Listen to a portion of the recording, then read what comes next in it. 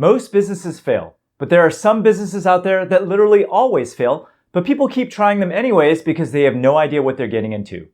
Now, according to the US Bureau of Labor Statistics, the business type that is most likely to fail is a restaurant, followed by a brick-and-mortar retail store, followed by an HVAC business. But the problem with government statistics is that they mainly cover brick-and-mortar businesses. And these days, most people have no desire to start a brick-and-mortar store. They want to start an online business and leverage the internet. So welcome to the 21st century, Uncle Sam. So here's my list of online businesses that have the highest rate of failure possible. In other words, if you see an ad to start one of these types of online businesses, run away as far as you can. They might seem easy, but there are a ton of gotchas. Now, the first business type that always fails is AliExpress dropshipping. AliExpress dropshipping is an e-commerce business model where a store takes orders online that are fulfilled by AliExpress in China. Now, if you don't know what AliExpress is, it's an eBay-like service based in China where individuals from all over the world can buy wholesale direct from Chinese companies. Now, because AliExpress is based in China, where the labor costs are substantially less, you can find products on AliExpress that are significantly cheaper than anywhere else. And the huge disparity in cost allows you to make a profit by selling an item at US prices and having it shipped directly from China. For example, this snoring mouthguard costs only $1.73 per piece on AliExpress, but on Amazon, it sells for $26. Now, the beauty of AliExpress dropshipping is that you don't have to carry any inventory. Your primary responsibility is to take orders online, and AliExpress ships the products directly to the end customer. So you don't have to worry about storage costs, you don't have to deal with shipping and fulfillment, you don't have to invest any money upfront for your inventory, and all the fake gurus out there advertise AliExpress dropshipping as the cheapest way to start an e-commerce business. Sounds great, right? Well, here's what they don't tell you. The vendors on AliExpress mostly sell cheap junk with very little quality control. So when someone orders from AliExpress, they literally chuck it in a cheap plastic bag without checking if the product actually works and ships it to the end customer. And because it's being shipped from China, shipping takes an enormous amount of time, upwards of 60 days or more.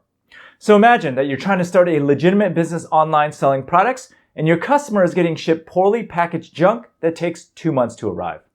Well, guess what? You're going to have quite the headache on your hands. Your customer will complain, you'll probably get plenty of chargebacks, and you'll have to give many refunds. Sure, you might make a couple of bucks this way, but selling crappy products online is a business model that is destined to fail. The other risk is that prices on AliExpress fluctuate all the time. Let's say you make a sale for $10 on your website, but the price on AliExpress randomly jumps to $15. You'll have no choice but to eat the difference in cost. Right now, there are tons of fake gurus actively advertising the dropshipping model on YouTube, Facebook, and Instagram, banking on the fact that it sounds so easy and you won't have to spend much money to get started. But don't be fooled. Not too long ago, I even had the CEO of Spocket on my podcast to talk about dropshipping. Now, Spocket is a popular dropshipping provider that provides high-quality products from the US and Europe. Anyway, when I asked him point blank if he knew any customers who've been successful using AliExpress dropshipping, he said he knew a few, but they had moved on to something else. Now, speaking from experience, AliExpress dropshipping is by far the worst e-commerce business model available because you don't own the product, you don't control the fulfillment, and the product quality is often terrible. You might be able to make a little bit of money dropshipping from AliExpress, but the profits will be short-lived and the customer support will be challenging because the shopping experience is just horrible. Your customers will have to wait up to 60 days to receive their order, which will often end up being a cheap, poorly packaged product. Running an AliExpress dropshipping store is even more difficult today because of Amazon FBA. Many AliExpress suppliers are currently listing their products directly on Amazon at cheaper prices with faster shipping. You won't be able to compete. By the way, if you're enjoying this video so far, make sure you sign up for my free 6-day e-commerce mini course below that will teach you the right way to sell online. Now, the second online business model that always fails is dropshipping from Amazon to eBay. eBay dropshipping from Amazon is when you find inexpensive products on the Amazon marketplace and then sell them on eBay at a profit. For example, right now, someone is selling our exact same products on eBay at a substantial markup from Amazon. And here's the eBay listing. Meanwhile, the exact same product is listed on Amazon at a significantly cheaper price. Now, why would someone spend $24.83 for a set of linen cocktail napkins on eBay when they can buy it from Amazon for only $17.95? Well, the reason is because some people like to shop on eBay and some people like to shop on Amazon, and the marketplaces don't necessarily overlap. In fact, similar pricing inefficiencies exist across almost all marketplaces. In any case, an eBay seller will find a cheap product on Amazon and then list it on eBay. Then, when an order comes in, the seller will buy the product on Amazon and have it shipped directly to the buyer and pocket the difference. After fees, this particular eBay seller of my products will make roughly $5 for doing practically nothing. Sounds great, right? No risk, no upfront costs. It's easy, right? Well, first off, all items dropshipped from Amazon will arrive in an Amazon branded box. As a result, this will cause some major confusion with your customers. In addition, there's no guarantee that an item sold on eBay will be in stock on Amazon. Product listings on Amazon change all the time, and you have to make sure that the item you sold matches the one that you are buying. But perhaps the most important thing to consider is that eBay dropshipping from Amazon is expressly prohibited in both eBay's and Amazon's terms of service. With a single email to eBay, I could have all the above eBay listings shut down in an instant.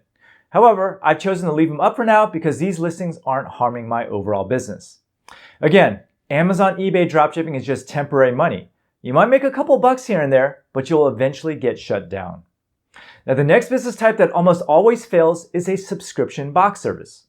Now, for those of you who are unfamiliar with the business model, a subscription box service is where customers pay a recurring fee, usually monthly, to receive a package containing a variety of different products. These boxes are typically curated based on specific themes, interests, consumer preferences, and are delivered directly to the customer's doorstep. Now, most subscription box business owners are attracted by this steady, predictable income. Once you sign on a customer, in theory, they will stay on for a long time and continue to pay you every single month.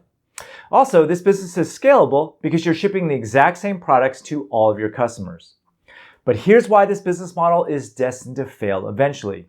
Curating a variety of different and interesting products every single month is a logistical nightmare, and you'll be constantly running on a hamster wheel trying to negotiate deals with many different suppliers. Now, on my podcast, I interviewed my friend Mandy Rose a while back, and at the time, she was running a six-figure business selling subscription boxes for moms for about $25 a month. Every month, she would ship 5 to 10 items per box that had a perceived value of over $25. And things were going great for about 8 months until she started having major supply chain issues. Every single month, she'd have to speak with 5 to 10 different suppliers and negotiate down prices so that she could still make a profit on the box after paying all the different product costs. In the end, she was literally on calls every single day hunting down new products. Now, this is in stark contrast to running an e-commerce store where you only had to deal with the exact same set of suppliers for all of your products. Running a subscription box service sounds like fun on the surface, but it's an extremely labor-intensive business that will feel like a job because you'll be chasing down new suppliers for every box you ship. Now, the next online business model that is destined to fail is Amazon dropshipping. Amazon dropshipping is an e-commerce business model where you sell physical products on Amazon without keeping inventory. Instead, products are only purchased from a supplier after the customer places an order. So basically, Amazon and your supplier handles all the heavy lifting for you, such as shipping and handling and customer service.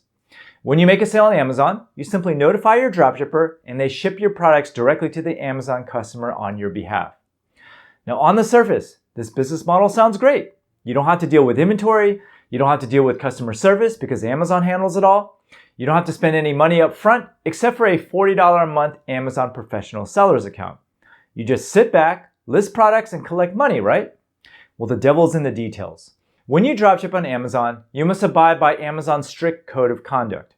If you consistently violate any of the following rules, your account will get banned. First off, the total number of orders shipped with defects must be less than 1%. An item is considered defective if it receives negative feedback, a chargeback, or an A to Z claim, and as soon as your order defect exceeds 1%, your account is going to get suspended. Your order cancellation rate must be less than 2.5%. If an order is canceled either by you or the customer before a shipping confirmation is made, it goes against your cancellation rate. If the frequency of cancellations exceeds 2.5%, you're going to get suspended. This commonly happens if you make a bunch of sales, but if your supplier is out of stock. Your late shipment rate must be less than 4%. If your dropship supplier consistently ships products out late, you risk getting your Amazon account suspended. So basically, the supplier you work with must be perfect in order for you to make money with this business model. Now, on my podcast, I interviewed my friend John Rampton, who used to run a near 8-figure Amazon dropshipping business selling containers online. His business was doing great, and he ran it pretty much by himself because the business was so hands-off.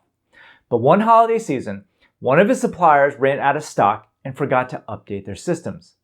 All of a sudden, John was getting a ton of orders for products that his suppliers could not fulfill. And as a result, he had to cancel those orders, exceeded the 2.5% limit, and got his account suspended. Now, after this one infraction, he managed to get his account back after about 3 weeks. But soon after, another terrible thing happened. A snafu with one of his dropshipping suppliers caused a series of products to be delivered late. His late delivery rate exceeded 4% for the month, and he was suspended again, but this time for good, and John was devastated. Now imagine losing an 8-figure business overnight based on factors outside of your control. Well, this is exactly what happened to John. It's just not worth the risk. Now here's what I've learned about running a business after running 2 7-figure businesses for the past 17 years. It takes as much effort to run a real long-term business as it does running a get-rich-quick type of business. So why not invest your efforts into something that is built to last? What do you think of these business models? Anyone out there running a successful business that I mentioned in this video? Let me know in the comments below. But now that you know what businesses to avoid, make sure you watch this video here on businesses that never fail.